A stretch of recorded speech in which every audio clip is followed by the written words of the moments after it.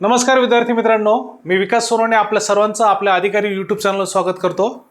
काल आपण एक आरटीओ गट क पूर्व परीक्षेसंदर्भात एक व्हिडिओ बनवला होता आणि त्या व्हिडिओचा एक जो मुद्दा होता की नेमकी आपली जाहिरात कधी येऊ शकते आणि जर जाहिरात आली तर नेमकं काय आणि जर नाही आली तर आपल्याला पुढे काय करायला पाहिजे या संदर्भात आपण चर्चा केली होती। आणि त्यात आपण अशी एक माहिती दिली होती की 25 जूनपर्यंत आयोगामार्फत काहीतरी अपडेट येऊ शकतं आणि नंतर त्या जाहिरातीची जी माहिती असेल ती आपल्याला तोपर्यंत मिळू शकते। तर आयोगाने आज एक प्रसिद्धीपत्रक जाहीर केलं आहे की जी चर्चा समाज माध्यमामध्ये आहे की एक मित्र जी संस्था आहे की त्या मित्र संस्थेकडून एक अपडेशनचं जे काम आहे, आपली जी एक्झाम स्कीम असेल किंवा जो अभ्यासक्रम आहे, अभ्यासक्रमामध्ये जे अपडेशन आणायचं आहे त्या संदर्भात आयोगानं काय केलेलं आहे की त्या संस्थेमार्फत तो अपडेशनचं काम पूर्ण होऊन जो काही अहवाल असेल तो आयोगाला प्राप्त होईल आणि त्या अहवाल प्राप्त झाल्यानंतरच आपली जी गट क पूर्व परीक्षा आहे ती काय म्हणून आपण येऊ शकते आणि त्यासाठी भरपूर काही कालावधी जाऊ शकतो अशी एक समाज माध्यमामध्ये जी चर्चा सुरू होती त्या चर्चेवर आयोगाने एक प्रकारे काय केलं, फुल स्टॉप लावला आहे की तशी जी संस्था आहे संस्थेकडून तशा प्रकारचं काम करण्याचा जो आयोगाचा भाग आहे तो नेहमी चालू असतो, निरंतर चालू असतो। 19 जून 2026 हे परिपत्रक आहे। एक मिनिट, 19 जून 2026 आजच्या तारखेचं हे प्रसिद्धीपत्रक आहे की ज्यामध्ये आयोगानं काय केलं आहे की आयोगाकडून निरंतर काय चालू असतं की जे अपडेशनचं काम आहे ते चालू असतं। म्हणजे राज्यसेवेचा तुम्हाला माहिती असेल की जो पूर्वीचा सिलेबस होता की ज्यामध्ये ऑब्जेक्टिव्ह पॅटर्न होता प्री आणि मेन्सचा, तो आयोगाने नंतर अपडेट करून प्रीचा ऑब्जेक्टिव्ह टू मेन्सचा पार्ट जो आहे तो डिस्क्रिप्टिव्ह केला आणि त्या संबंधीचा जो काही पूर्ण भाग आहे तो अपडेट करून नंतर त्या पद्धतीचं जे काय अपडेशन आहे ते आपल्या माहितीद्वारे जाहीर केलं। तर आता गट क पूर्व परीक्षेचा जो काही सुधारित अभ्यासक्रम आहे त्याचं पण काम जे आहे ते आपले मित्र महाराष्ट्र इन्स्टिट्यूट फॉर ट्रान्सफॉर्मेशन या संस्थेमार्फत त्याचं पण काम सुरू आहे आणि अशा प्रकारचं समिती गठन करून त्याद्वारे जे काही आपलं अपडेशनचं काम आहे ते आयोग करत असतात। तसं माहिती इथं आयोगाने दिलेली आहे की सर्व संबंधित परीक्षार्थी उमेदवारांना सूचित करण्यात येते की आयोगामार्फत अभ्यासक्रमाचे पुनरावलोकन करण्याची प्रक्रिया ही निरंतर स्वरूपाची असते। म्हणजे प्रत्येक आयोगाला कधी वाटलं की हा पॅटर्न जरा जुना होतोय त्यामध्ये काही अपडेशन येणं गरजेचं आहे की जसं आपण मागे बघितले की 2012-13ला आयोगानं सीसॅट हा जो भाग आहे जे UPSCमध्ये प्रिलिममध्ये तो पार्ट ॲड होता तो आपल्याकडं 2012-13च्या ज्या राज्यसेवेच्या परीक्षेमध्ये तो लागू केला आणि तिथून पुढे नंतर 10 वर्षानंतर पण पुन्हा डिस्क्रिप्टिव्ह पॅटर्न आणला, असं काही अपडेशन केलं। तर ही प्रोसेस जी आहे ती आयोगाची निरंतर स्वरूपाची आहे, ती चालू असते।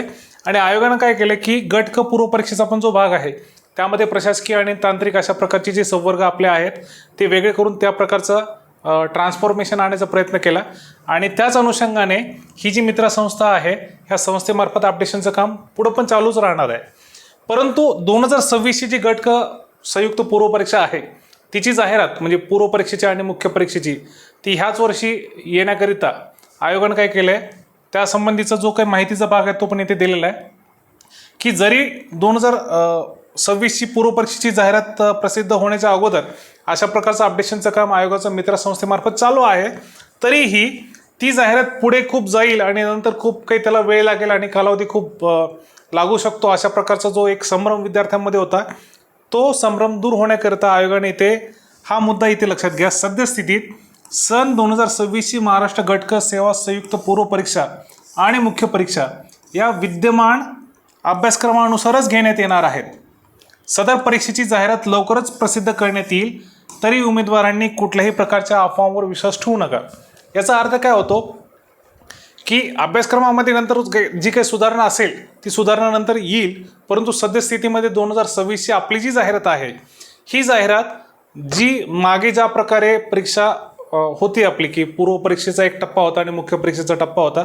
आपण RTO परीक्षेसंदर्भात जर बोलायचं झालं तर आपला पूर्व परीक्षेचा जो भाग होता 100 प्रश्न होते, 100 मार्क होते आणि त्याला निगेटिव्ह मार्क सिस्टीम 1/4 होती आणि 1 तासाचा जो वेळ होता तो तसाच राहील। त्यामध्ये जो सिलेबसचा भाग आहे तो पण तशाच पद्धतीचा असेल आणि मुख्य परीक्षा जे आहे 150 प्रश्न असतील त्याला 300 मार्क असतील आणि जो काही निगेटिव्ह मार्किंग सिस्टीमचा पण जो भाग जुना होता त्याच पद्धतीचा राहील।